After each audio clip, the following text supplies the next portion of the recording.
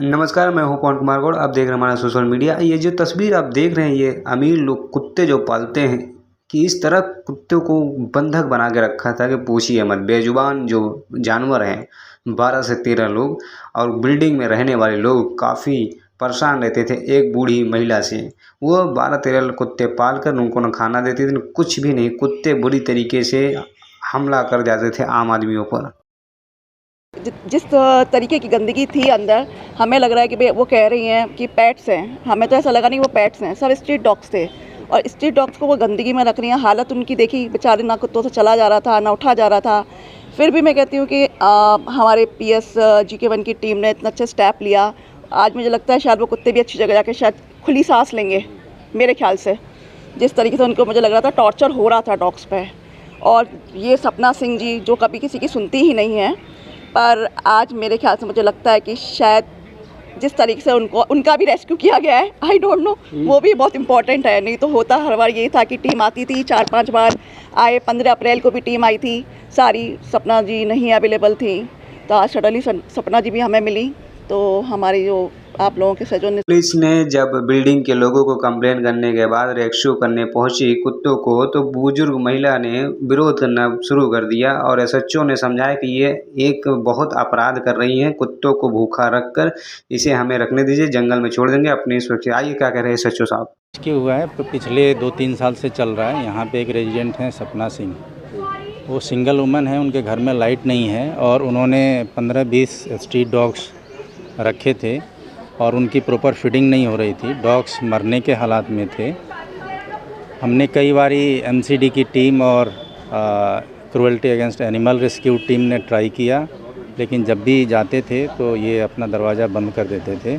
इसमें बताना चाहता हूँ कि इसमें हमने एक FIR भी रजिस्टर किया था और फिर हमने कंसर्न MM सर से इसमें रेस्क्यू के लिए सर्च वारंट लिया और आज इसका हमने रेस्क्यू कराया। सपना सिंह थी, वो एडामेंट थी कि हम ओपन नहीं करेंगे डोर, लेकिन हमने उनको समझा के, इवास की टीम थी, उनकी काउंसलिंग करी और डॉग को हमने फाइनली रेस्क्यू किया। डॉग बहुत ही पैथेटिक कंडीशन में थे, जो वेटनरी के जो डॉक्टर्स ने बताया। और सबसे बड़ा सवाल ये था कि जो यहाँ के बाकी रेजिडेंट्स से मैक्सिमम सीनियर सिटीजन हैं और वेरियस उनके डिजीज़ हैं, जो डॉग के जितने भी जो टॉयलेट और सुसु और सारे पूरे कॉमन एरिया में फैले हुए थे और इससे इन्फेक्शियस डिजीज़ होने की काफ़ी प्रबल संभावना था, क्योंकि वो सिंगल लेडी उसको क्लीन नहीं कर पाती थी, प्रॉपर केयर नहीं कर पाती थी। तो इससे ये भी था कि डॉग भी मर सकते थे और वो डॉग इन लेडी को भी नुकसान कर सकते थे। तो एनिमल्स के वेलफेयर को देखते हुए और डॉग्स के लिए जो भी हम काम कर सकते थे और मिसेस सपना सिंह के वेलफेयर को देखते हुए हमने ये रेस्क्यू ऑपरेशन किया।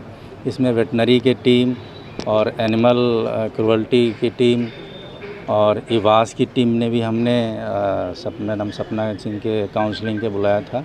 इसके साथ लोकल रेजिडेंट्स भी थे और ये हमने सफलतापूर्वक रेस्क्यू किया है और डॉग्स को प्रॉपर केयर के साथ इनके जो प्रिपरेटरी सेंटर होता है उसमें रखा जाएगा और इसकी सूचना आगे न्यायालय को बताया जाएगा कि डॉग किस कंडीशन में थे और उनका बेटरमेंट हो सके और अच्छे तरीके से उनका केयर। डॉग्स थे छोटे बड़े सारे मिला के और सारे डॉग्स का कंडीशन बहुत बुरा था। वो मर भी सकते थे, कभी भी मर सकते थे। कोई इनके पास परचेजिंग का कोई स्लिप नहीं था और जितने डॉग्स थे स्ट्रीट डॉग्स थे, इनकी प्रॉपर फीडिंग नहीं होती थी। जो लोकल इंक्वायरी में हमें पता चला कि कोई भी स्ट्रीट डॉग है उसको इन्होंने ले गए, अपने फ्लैट में कन्फाइन कर दिया। बहुत लोग स्ट्रीट डॉग के शौकीन हैं, लेकिन उसको प्रॉपर फीडिंग करते हैं। और अभी रेस्क्यू हुआ, आप लोगों ने भी देखा कि डॉग के क्या कंडीशन थे।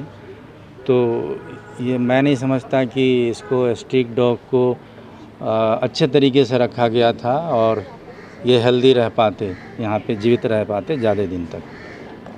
पाल कर अगर उनको खाना दाना और उनका ख्याल ना रखा जाए तो बहुत बुरी तरीक़ा से उनकी हालत हो जाती है, जैसा देख पा रहे हैं आप।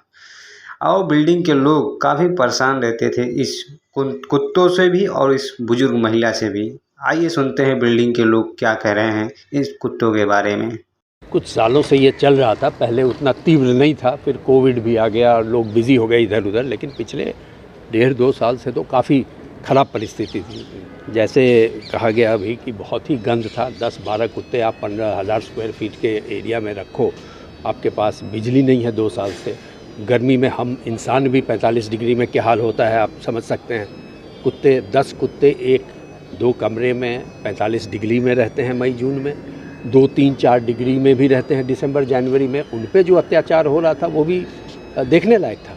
और उसके अलावा जो गंदगी थी उनके घर में कोई सर्वेंट भी नहीं था, वो पूरी गंद जो थी उनकी उसी में कुत्ते रहते थे और रात को ये 2 बजे 3 बजे जब सब सो रहे गंद फेंक देती थी।